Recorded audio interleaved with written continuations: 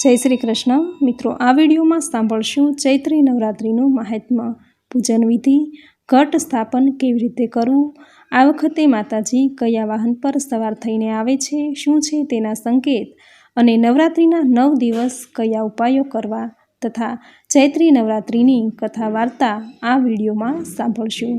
જો આપને વિડીયો પસંદ આવે તો લાઇક શેર કોમેન્ટ કરી, ચેનલ પર નવા છો તો ચેનલ સબસ્ક્રાઈબ કરી બાજુમાં બેલ આઇકન પ્રેસ કરી દેજો। ધન્યવાદ મિત્રો। ચૈત્રી નવરાત્રિ તારીખ 9 એપ્રિલ 2024 મંગળવારથી શરૂ થશે અને રામનવમીના દિવસે સમાપ્ત થશે।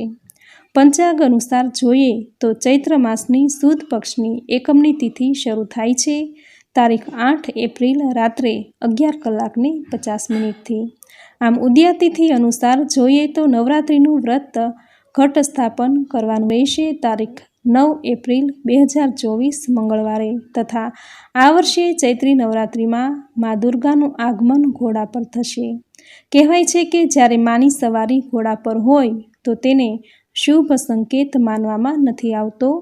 આ સંકેત પરથી આ વર્ષે દેશમાં યુદ્ધની સ્થિતિ સર્જાશે તેવું માનવામાં આવે છે। તારીખ 17 એપ્રિલ 2024 બુધવારે નવરાત્રિ પૂર્ણ થશે અને મા હાથી પર સવાર થઈને પ્રસ્થાન કરશે।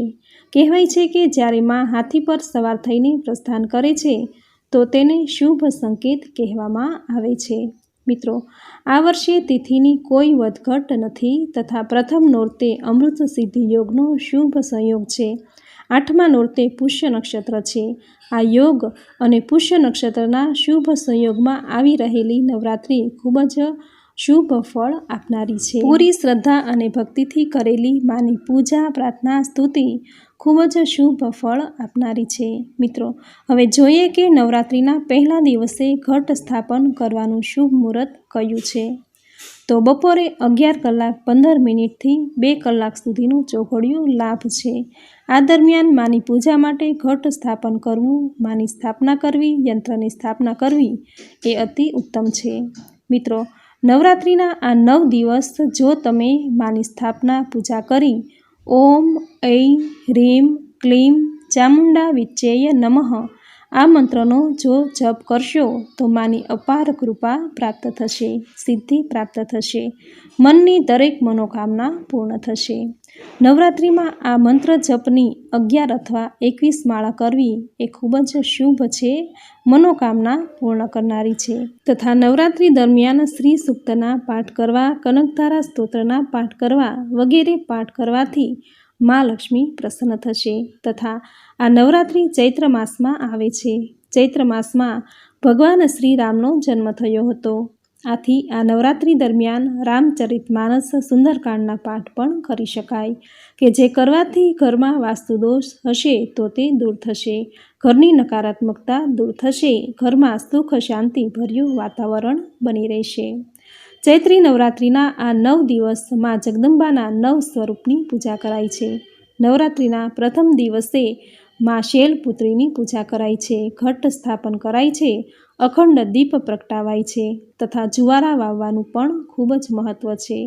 આમ પૂરી શ્રદ્ધા અને ભક્તિથી 9 દિવસ માની પૂજા, આરાધના અને ઉપવાસ જે કોઈ કરે છે તેના જીવનમાંથી મા નવદુર્ગા તેની તમામ મુશ્કેલીઓ દૂર કરે છે। આ હતું ચૈત્રી નવરાત્રિ ક્યારથી શરૂ થાય છે, આ વર્ષે મા કયા વાહન પર સવાર થઈને આવે છે અને હવે સાંભળશો ચૈત્રી નવરાત્રિની પૂજન વિધિ અને કથા વાર્તા। આપણા હિન્દુ ધર્મમાં ચૈત્રી નવરાત્રિનું ખૂબ જ મહત્વ છે। વર્ષમાં 4 નવરાત્રિ આવે છે, વસંત નવરાત્રિ, અષાઢ નવરાત્રિ, શરદ નવરાત્રિ અને પુષ્ય નવરાત્રિ। આ નવરાત્રિ વસંત નવરાત્રિ છે એટલે કે ચૈત્રી નવરાત્રિ। ચૈત્રી નવરાત્રિ સાધના અને ઉપાસના માટેની નવરાત્રિ છે। આ નવરાત્રિમાં ગરબા ગાવાના નથી હોતા, પરંતુ મા અંબાની ભક્તિમાં મનને સ્થિર કરવાનું હોય છે।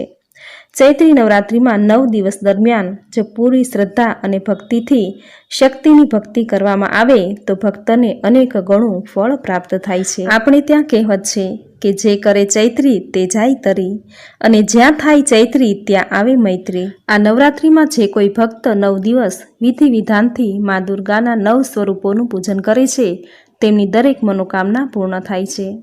આ નવરાત્રિમાં કળશ સ્થાપના, જવારા તેમજ અખંડ દીપનું ખૂબ મહાત્મ્ય છે. નવરાત્રિના આ 9 દિવસ વ્રત, જપ, ઉપવાસ અને મંત્રનું વિશેષ મહાત્મ્ય છે. આ 9 દિવસ માના 9 સ્વરૂપોની આરાધના કરવાની હોય છે. દુર્ગા સપ્તશતી, દેવી ભાગવતના પાઠ કરવાના હોય છે. 9 દિવસમાંથી કોઈ પણ એક દિવસ ગોયણી સ્વરૂપે 9 બાળાઓને આમંત્રણ આપી જમાડવાની હોય છે. ગોયણીને જમાડવાથી ઘર પરિવારમાં મા દુર્ગાની કૃપા હંમેશા વરસતી રહે છે. ઘરની દુઃખ, દરિદ્રતા, કલેશ આદિનો નાશ થઈ સુખ, સંપત્તિ, વૈભવ, કીર્તિ, ઐશ્વર્ય, પદની, ધન, વૈભવ, મનવાંછિત ફળની પ્રાપ્તિ થાય છે.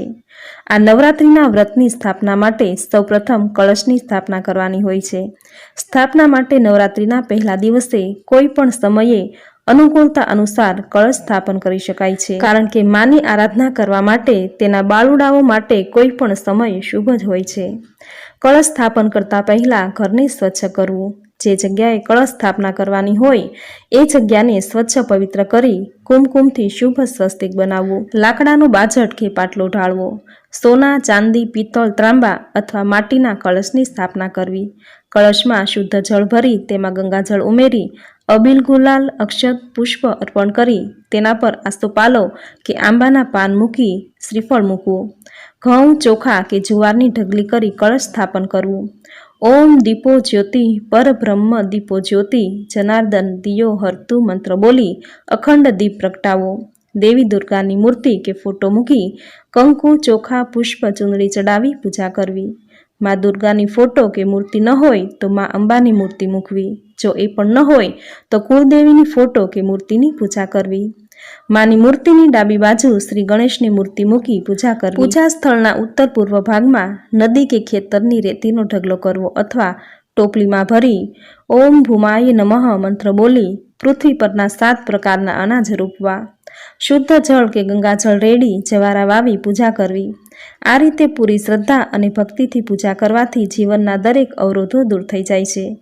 ધૂપ, દીપ, પૂજા આરતી કરી લાપસી, માલપુઆ, ખીર, ઋતુના ફળ વગેરેનું નૈવેદ્ય ધરાવી પ્રાર્થના કરવી કે હે માં, મારી પૂજાનો સ્વીકાર કરી મારા કાર્ય મનોરથ સિદ્ધ કરજો.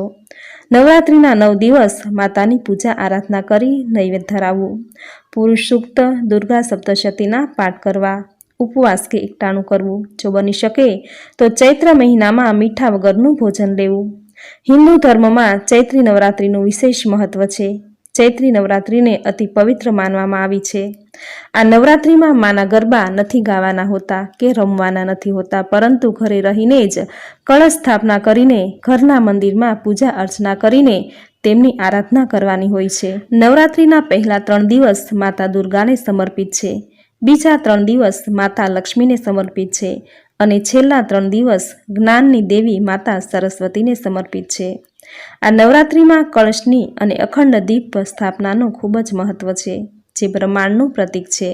તેને ઘરની શુદ્ધિ અને ઘરની સુખાકારી માટે સ્થાપન કરવામાં આવે છે અને ઘરની પવિત્ર સ્થાને રાખવામાં આવે છે. સાથે અખંડ જ્યોત પણ પ્રગટાવાય છે, જે પરિવારની સુખ શાંતિમાં વધારો કરે છે. માટે નવરાત્રિની પૂજા કરતા પહેલા દેશી ઘીનો દીવો પ્રગટાવવામાં આવે છે, જે ઘરની નકારાત્મક ઉર્જાને નષ્ટ કરે છે. સાથે નવરાત્રિની પૂજામાં જવના જવારા વાવવાનું એટલું જ મહત્વ છે. એવી માન્યતા છે કે જવ એ સૃષ્ટિનો પહેલો પાક હતો, માટે જ તેને હવનમાં હોમવામાં આવે છે.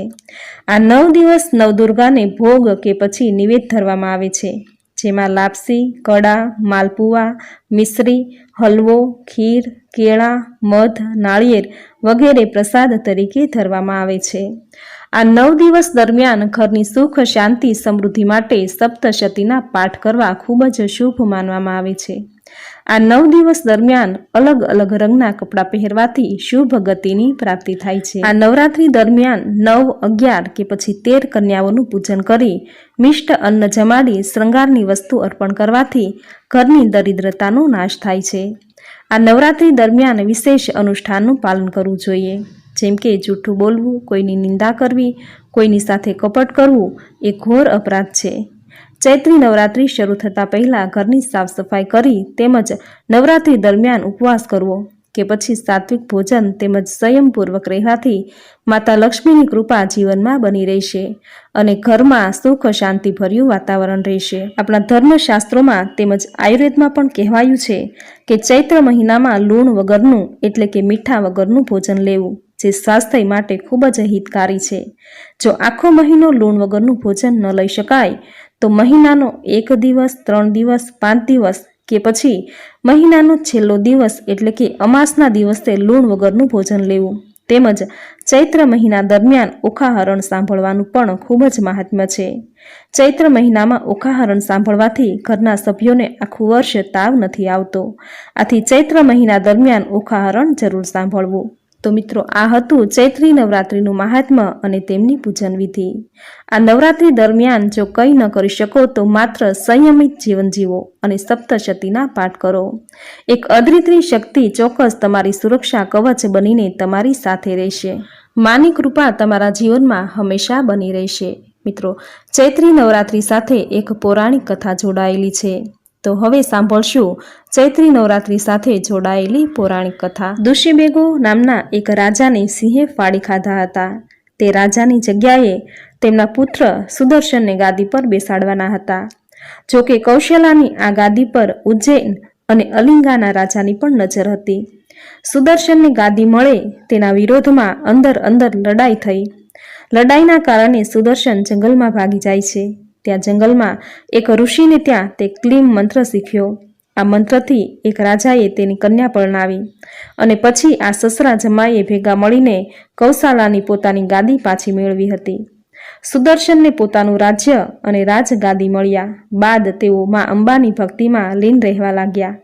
રાજાને ચૈત્રી નવરાત્રિ કરતા જોઈ પ્રજાને પણ મા અંબામાં શ્રદ્ધા જાગી।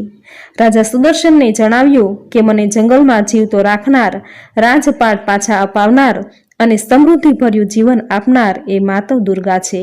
આ બધી જ મા દુર્ગાની કૃપા છે અને ત્યારથી જ ચૈત્રી નવરાત્રિમાં મા અંબાના ઉપવાસની પરંપરા શરૂ થઈ હતી। આજે ચૈત્રી નવરાત્રિમાં મોટી સંખ્યામાં માતાજીના ભક્તો માતાજીની ઉપાસના, પૂજા અર્ચના કરે છે। કહેવાય છે કે સુદર્શને મા અંબાજીની આરાધના કરી એટલે માતાજીએ સુદર્શનને દર્શન આપ્યા હતા અને ચમત્કારિક શસ્ત્ર આપ્યું હતું। આ શસ્ત્ર દ્વારા સુદર્શન નામના રાજાએ યુદ્ધ કર્યું હતું અને રાજપાટ પાછા મેળવ્યા હતા। આ રાજપાટ એવા લોકોના હાથમાં હતા કે જે લોકો ખૂબ શક્તિશાળી હતા, એટલે તેને પાછા મેળવવા સરળ ન હતા, પરંતુ સાક્ષાત માં જગદંબા જેની સાથે હોય તેને કોઈ પણ પ્રકારની મોટી તાકાતો હરાવી શકતી નથી। સુદર્શન રાજાએ પ્રજા સમક્ષ મા અંબાજીએ આપેલ શસ્ત્રને ઊંચું કરીને બતાવ્યું અને કહ્યું કે માતાજીએ આપેલા આ જ શસ્ત્રએ મને મારા બાપ દાદાની ગાદી પાછી અપાવી છે। આમ સુદર્શને માની કૃપાથી પોતાનું રાજ્ય પાછું મેળવ્યું અને સુખ, શાંતિ, સમૃદ્ધિમાં પોતાનું રાજ્ય ભોગવ્યું। ત્યારથી ચૈત્રી નવરાત્રિમાં મા નવદુર્ગાની આરાધના કરવાનો ઉત્સવ શરૂ થયો। નવરાત્રિના આ 9 દિવસ માના 9 સ્વરૂપોને સમર્પિત થવાનો ઉત્સવ। આ તહેવારમાં વસંત ઋતુ ઉજવાય છે, તેને ચૈત્ર નવરાત્રા તરીકે ઓળખાય છે। આ 9 દિવસોના ઉત્સવને રામ નવરાત્રિ તરીકે પણ ઓળખવામાં આવે છે। આ 9 દિવસ રામાયણના પાઠ કરાય છે। ચૈત્ર મહિનાની 9મના દિવસે રામનવમીનો ઉત્સવ ઉજવાય છે। તો મિત્રો, આ હતું ચૈત્રી નવરાત્રિનું મહાત્મ્ય, પૂજન વિધિ અને કથા વાર્તા, જે તમે પૂરી શ્રદ્ધાથી સાંભળી, જે સાંભળવી આપને જરૂર ગમી હશે। મિત્રો, ચૈત્રી નવરાત્રિનું આ પર્વ તમારા જીવનમાં, પરિવારમાં શુભતા સાથે મંગલતા લાવે તેવી ગુજ્જુ પરિવાર તરફથી દરેક દર્શક મિત્રોને ચૈત્રી નવરાત્રિની હાર્દિક શુભકામના। મિત્રો, આજના આ વિડીયોમાં ચૈત્રી નવરાત્રિનું પૂજન વિધિ, મહાત્મ્ય અને કથા, જેનો સુંદર વિડીયો, સુંદર માહિતી સાંભળવી તમને જરૂર ગમી હશે। તો વિડીયોને લાઇક કરી કોમેન્ટમાં જય મા દુર્ગા, જય મા અંબા સાથે તમારા કુલદેવીનું નામ જરૂર લખજો। ચેનલ સબસ્ક્રાઇબ કરી બાજુમાં બેલ આઇકન જરૂર પ્રેસ કરજો। આવી જ નવી ધાર્મિક માહિતી, નવા ધાર્મિક વિડીયો સાથે ફરી મળીશું। ત્યાં સુધી આપ સૌને મારા જય શ્રી કૃષ્ણ।